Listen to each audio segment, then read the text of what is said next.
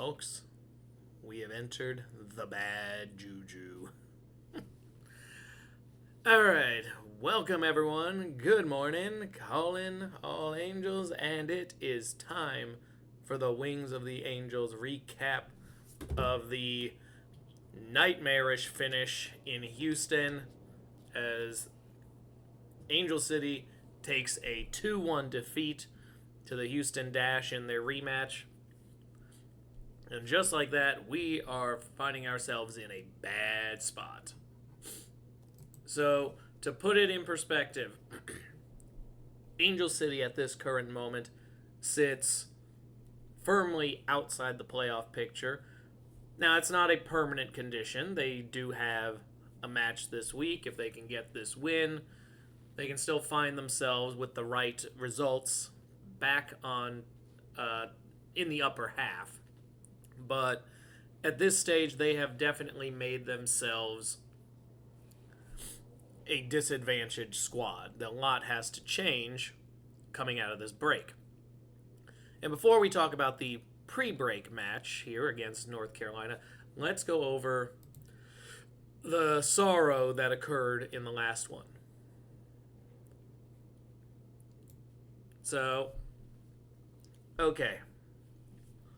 Early on, already at a disadvantage, Cat Raider managed to score only 17 minutes in here off of a Kate Fosse assist, and Houston playing from ahead very early on, but we get bailed out despite what was a somewhat poor start to the game with a yellow card from Leah Klenke, who trips up Angel City while in the scoring box.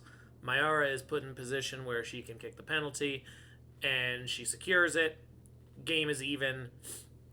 To this point, the game was fairly even. However, it gets away pretty much from the end of the first 30 minutes onward. Angel City ends up losing the possession battle pretty significantly. And while Angel City does get more shots, they are lower quality shots. And Houston actually ends up with more shots on target by the end. So, Angel City, shortly after scoring, immediately gets a yellow card from Emily Sams. And then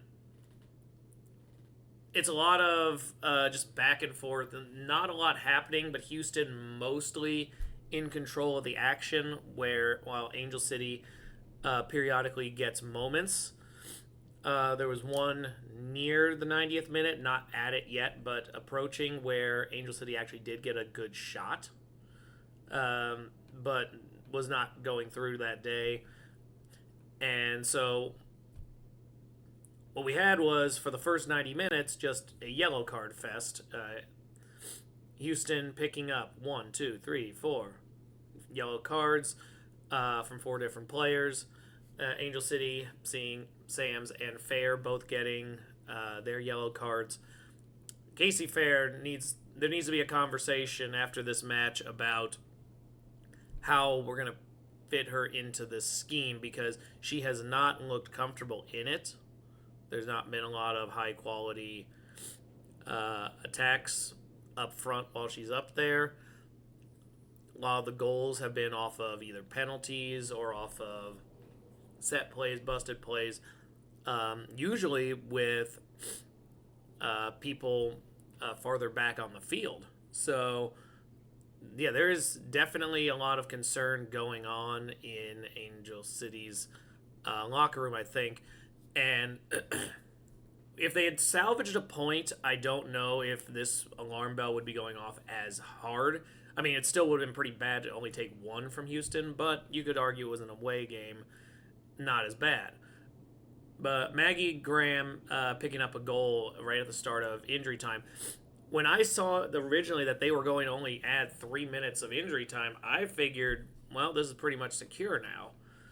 But immediately, Danielle Colaprico pops one through.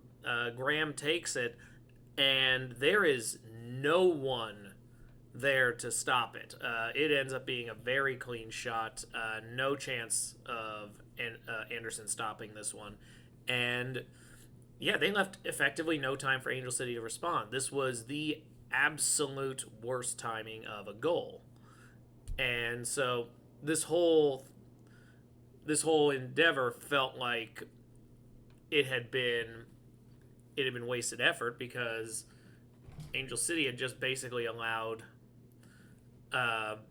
themselves to lose the possession battle, lose a shot on goal battle, and then just kind of snatch defeat from the jaws of a tie. So there was not a lot of positive here. Like I said, I didn't get to see all of it. I was watch it, but I did manage to catch a good bit of it live, probably around a good 30 minutes of it, and I was just very sorely disappointed in what I was seeing. This is definitely one of the more I was more down on this performance than anything else, especially in regard to previous games. This feels like a low point, and so the good thing about a low point is there's nowhere to go but up. And maybe that's, I didn't even thought that they could dig this further, but I'm looking at the teams in the bottom quarter. I know we've got that much sorted, but at this stage, the Angel City just needs to get some positive momentum before this break hits. They're the closing match of this week, so they're going to play on Sunday, going head-to-head with North Carolina. So another team that is struggling mightily and currently is sitting right at the edge of the playoff picture themselves. So this could be one where a victory puts us right back in the top 8, and you come away feeling like, as bad as it is, we're still in a stable position. And so that's where I'm going to kind of look at this. This is a matchup of two teams that I obviously have been tracking Angel City every match, but North Carolina gets a special mention every single week because they were the team that I figured could be in the upper 4, upper 3 of the league, who has been drastically underachieving. Every match was one where I'm like, well, this would be one where you would start showing that you're a contender again. And continuously they were letting me down on every single match, and now we got that opportunity to face them ourselves. So what they need to watch out for, obviously, is Ashley Sanchez, the current number 2 goal scorer in the league. Definitely a lot of attacks running through her. They have plenty of other talented players, just no one consistently scoring the same way that Sanchez is. And so there needs to be a key in defensively to make sure she's not getting a lot of space where she's able to open up opportunities.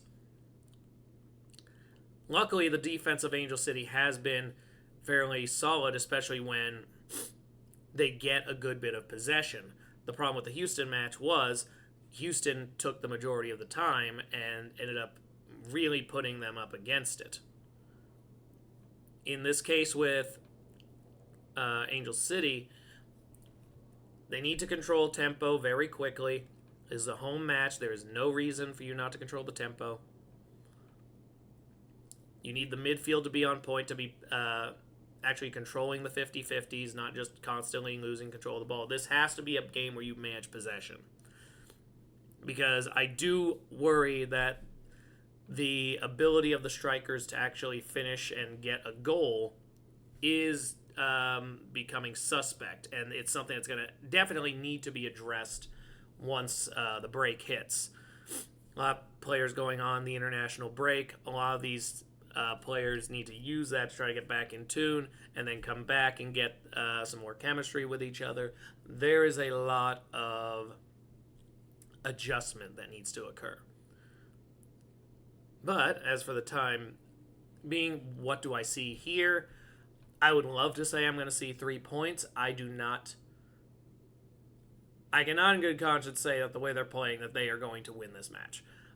I'm going to say it's a 1-1 draw because I do think they will overload on Sanchez, but they'll open up an opportunity for someone else to score. I do think Angel City is good for a goal at the moment, but they're kind of in that boat Gotham was in where anything beyond a single goal really does feel Herculean the way the front line is acting with it. So, yeah, much has to change here, but hey, Seattle eventually figured it out, got a win last week.